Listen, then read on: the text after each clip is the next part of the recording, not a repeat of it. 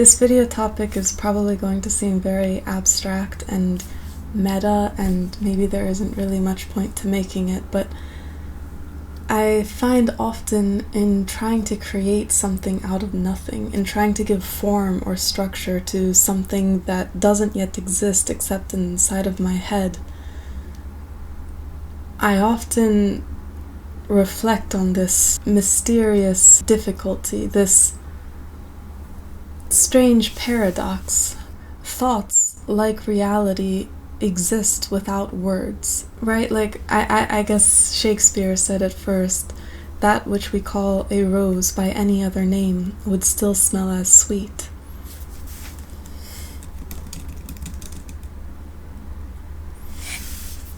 You can experience the wind caressing your face without putting that experience or the memory of that experience into any containers. And yet to communicate, to transfer our thoughts or our experiences or our memories from one head to another, we have no other choice but to put them into form. So we're forced to constrain our experiences to the structures which can hold them.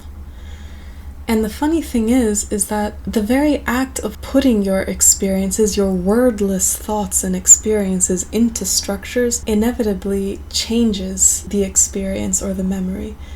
It's impossible to put an experience into some structure with which to communicate it without altering or constraining that experience or that thought to the structure which can hold it. So the challenge of putting form to that which has none is to make that form as close to the formless thing as possible. If you speak multiple languages, I think this is even clearer, that the idea that you want to express is changed by the words which you use to express it. That's why, like, so many people have expressed this experience. So many people have mentioned this experience of speaking in another language or socializing in another language, that it's like you become a slightly different person, or even a very different person. It's because the expression of who you are is hampered by your inability to fluidly find forms to communicate yourself. You're hampered by the lack of structures at your disposal.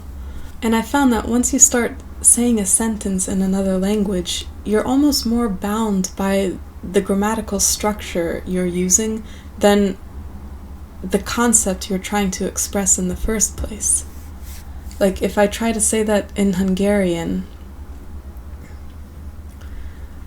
ha kezdesz valamit mondani egy másik nyelven, akkor majdnem jobban vagy kötve ahhoz a nyelvtani struktúrájához, mint ahhoz a dologhoz, amit egyáltalán szeretnél kifejezni.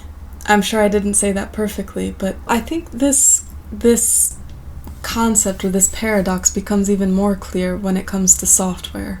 Once you decide on a data structure in particular, you're now locked into that data structure. Just like in language, you become almost more bound, I mean definitely in software, you become more bound by the data structure than what the data structure is meant to represent. Like, let's say you have a collection of things, let's say books, a collection of books that you want to represent in data.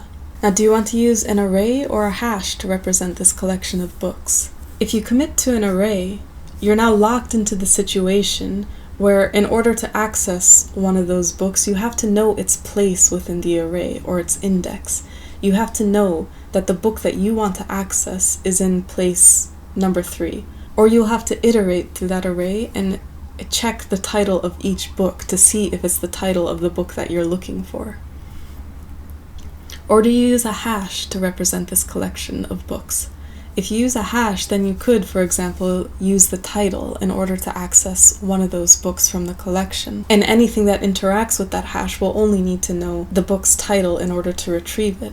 But if you commit to a hash, now you've lost the ability to know which place a book holds in the list of books. Of course, that's also language dependent, and that's yet another layer of complexity on top of this whole conundrum. And so you can see how the thing that you're building, although it's meant to represent something in real life, say a bookstore it becomes something entirely different, and there's this constant struggle to reconcile what you're building with reality. So I don't have much of a conclusion for this video because I guess I'm still kind of in the weeds. I'm very much lost in the forest right now and not seeing the forest for the trees, I guess. But I guess while in the thick of it, I want to express this enormous difficulty that I find every day in trying to pull form from things that either their form is too delicate to express with the clumsy structures at my disposal, or they seem entirely formless. And yeah, I'm just curious how other creators or artists or software developers or writers or builders view this reality. Thank you for listening to my video.